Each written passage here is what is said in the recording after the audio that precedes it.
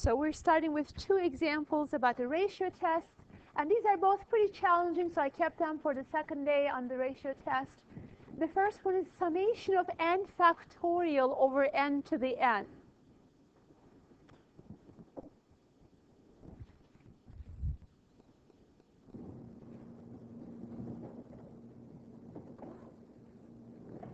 Again, we see the factorial, we see the exponential type of function, and we might say, okay, let's try to use ratio test to see if the series converges or diverges. Now, you could try to use the nth term test. Does anybody remember which one grows faster, n factorial or n to the n? N to the n grows faster. So you have like n factorial. One of the largest growing functions is n to the n. Like something growing less than that would be an exponential function, such as 2 to the n, or in general, a constant to the nth power.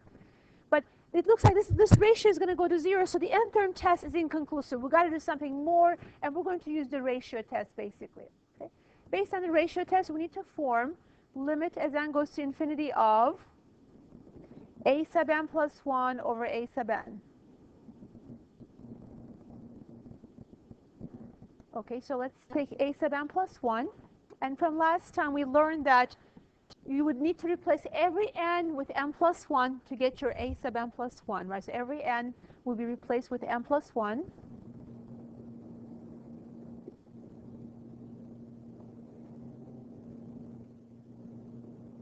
And times, instead of dividing by a sub n, we just multiply by times 1 over a sub n, right? And 1 over a sub n is basically just flip the given series. So n to the n goes on the top, and n factorial on the bottom. Technically, the given, if you look at the formula for the ratio test, it also has absolute values. But we are working with a positive series here. So for a positive series, absolute value will be the same as itself. So it's not really significant to keep them in there, but you can if you want to. Okay, here we have now a simplification. On the top, we have an n plus 1 factorial. On the bottom, we have an n factorial. What can we do to simplify these two quantities?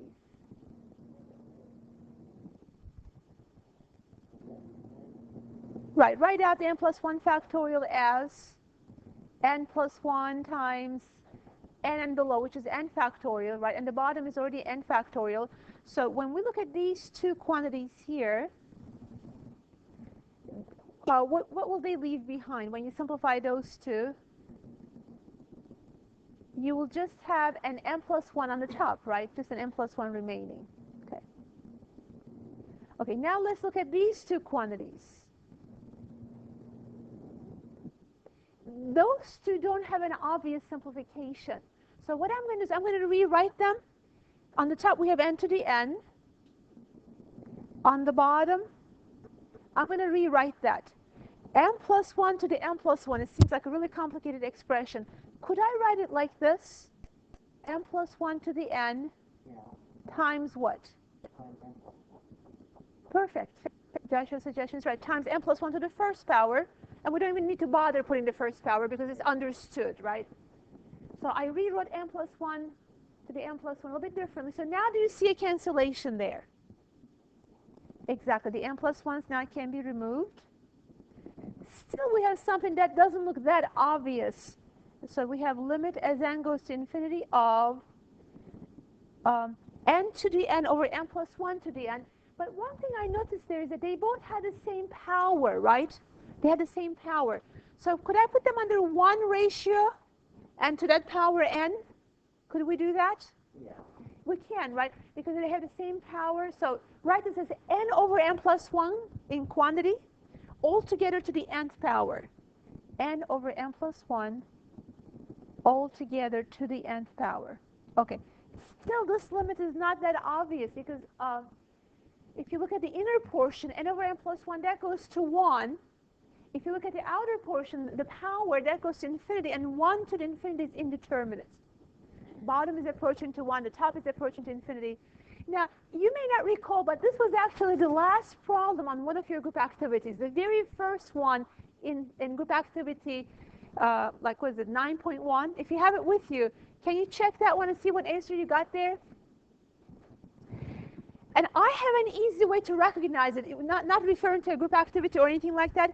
I flip it first, because I know this one makes more sense to me. N plus 1 over n to the nth power. This one is easier to guess because this one, what is it? N over n is 1, right? Plus 1 over n to the n. What do we know about this limit? This one is e to the 1 or e. But this is the reciprocal of what we had in our hands earlier, because what we had was n over n plus 1 to the n. But I'm familiar with the reciprocal, which is n plus 1 over n to the n goes to e. So any guesses as to what our original limit is? Any guesses? 1 over e. Basically, if you know that the function goes to like L, then 1 over the function will go to 1 over L. In this case, that is 1 over e. Basically, the rule that I'm using here is, if you know that limit of f of x is, let's say, a constant L, then the limit of 1 over f of x would be limit of 1 over limit of f of x, and that would be like 1 over L. This is a property of limits that you can distribute to the top and the bottom. There's a property of limits. So if you knew this one, and you saw this was the reciprocal of that, then it was easy. Otherwise, you have to do more work to get that limit. And did anybody verify, was that the last question on the first group activity? And also this correct answer there was also 1 over e. Again, this one was a little bit tricky. It's the kind of problem maybe you have to see once, and then you can do similar ones later, but it was not very obvious by any means. Okay, any questions about that one before we try one more problem using the ratio test? Any questions? Okay, this one actually is one from your group activity in the ratio test, this problem right here. Maybe somebody can remind us, what number is this on your group activity? I think 9.4 maybe? What question number is this?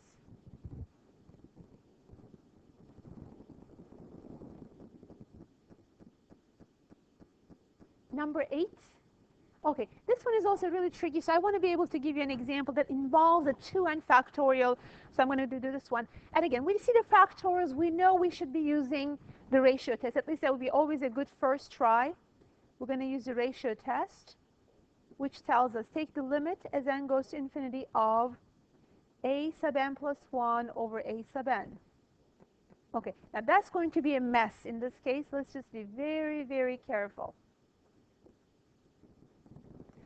Okay, first of all, when you take absolute values, as the ratio test tells us, that negative 1 to the n plus 1, what happens to that? Because negative 1 to the n plus 1, sometimes it's positive 1, sometimes it's negative 1. But when you take the absolute value, yes, there are other things in there, but what do we know about absolute value? If you have like absolute value of a times b over c, this is the same as absolute value of a times absolute value of b over absolute value of c. Now, in this case, my a is this. And what is the absolute value of that quantity?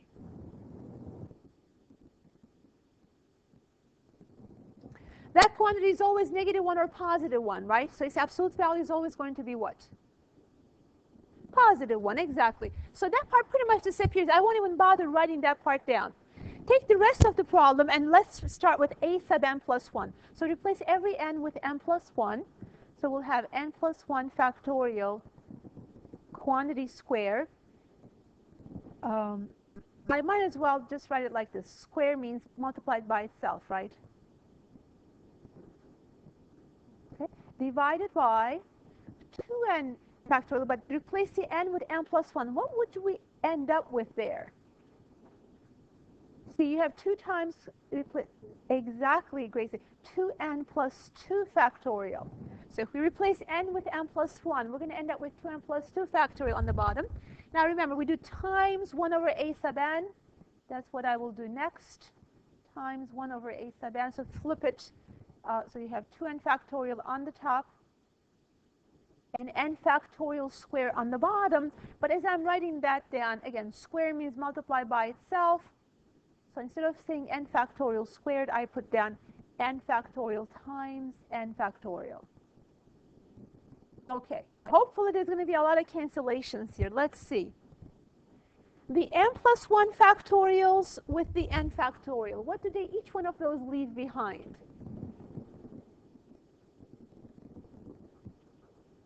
Look at the first one. There's an n plus 1 factorial on the top and an n factorial on the bottom.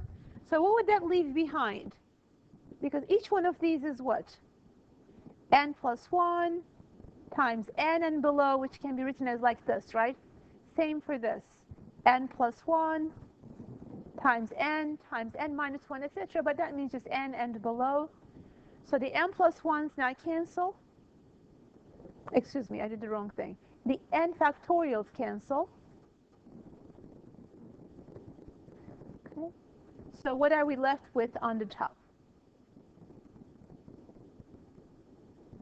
Let's see, I'm trying to get the blue pen here. What's going on? Okay.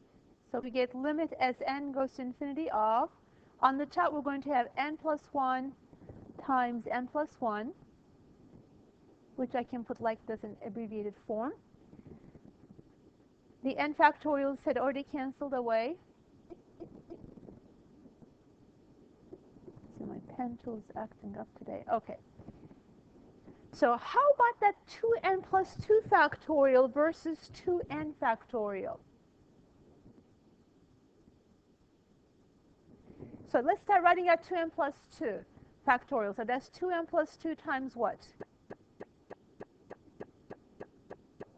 We keep subtracting 1, right, with factorial, so it's 2n plus 1. Subtract 1 more, what do you get? 2n and below, I might as well abbreviate it as 2n factorial, right? And remember, there was a 2n factorial on the top. So can we get rid of those now? Surely, right? Let's get rid of those. Okay, any questions about what I have so far? And if you don't have a question, I'm going to ask you then, what do you think is the limit of the remaining expressions?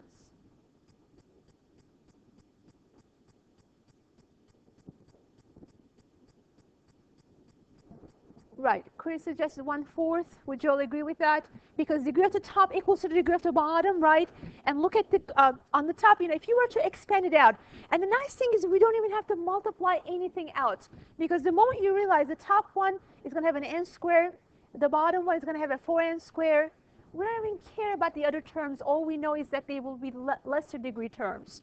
So the ratio of the leading coefficients will be 1/4. Now, we did a lot of work here. It's easy to forget everything else and say, oh, wait a minute, we are done here.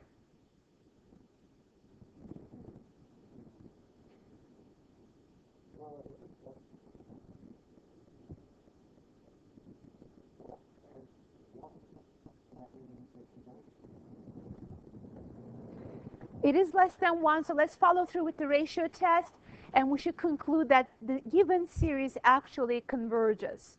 So I'm going to just type here, by the ratio test, the given series converges. Since that ratio that we got is a number that is less than 1. Okay, any questions about this example? Any questions about the last two examples on the ratio test? Questions?